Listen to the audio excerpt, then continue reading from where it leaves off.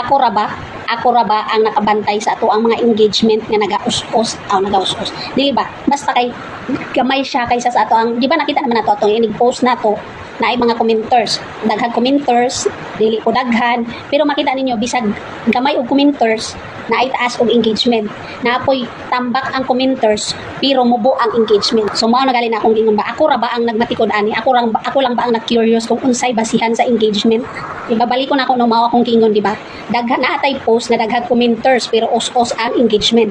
Naapod tay post nga gamay ang mga commenters, reactors pero taas ang engagement. So ngano man na siya?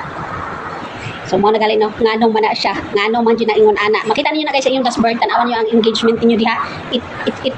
I-touch ninyo siya, then makita ninyo na sa bawat post ninyo na siya engagement na ingon ani, na siya engagement ingon ana. Tan-awan ninyo na, i-touch ninyo sa inyong engagement. So karon ang pangutana, unsa ba jud basihan ani engagement? Nganong ingon ana man siya nga gamay man siya kaysa sa mga commenters, no?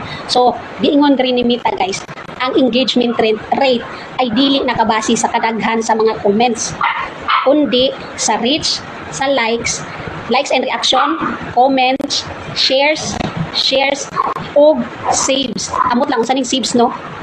Kay sa atong mga content creator, no, murag wala man taga save og mga content, no? Basta nakabutang diri save. So ato ning i-discuss ning tagsa ni kaning giingon diri comments ay kaning reach, pinakauna reach, no, mao nay basihan sa engagement, no, kaning reach nga giingon diri nga pila ba katawo ang nakakita sa imong post, pila ba sila. So mao nay basihan di ay sa engagement. So kaning like and reaction ikaduha, di ba? Pila ba katawo ang nag-react sa imong post, no? Like and reaction, no? Pila ba sila ang nag-react? Dili lang ini sa mga, so kani ikatulo comments, isa na pud ni siya, pero simpre interaction man ang comment, pwedeng daghang comment kaysa isa ka tawo, daghan mo ay nag-interact jud mo, di ba? Sa isa ka tawo pwede ka mag-interact og daghan mo na akong gingon bisag daghan og comments, pero gamay ra ang engagement. So pila ba ka tawo ang nagkomento sa imong post? Pero kaning ang nagkomento ha, dili katong nag-comment lang naka-interact nimo maong nadaghan ang comment. So kaning 4 kaning shares, giingon ko dire, no? Pila ba katawo ang nag-share sa imuhang post?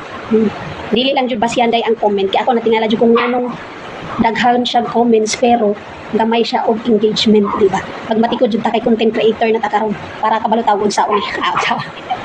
Kaning ikalima kay save, no, ambot lang no, wa jud ko kasulay pud aning save, no? Ang save nga giingon diri, pila ba katawo ang mag-save sa imong content?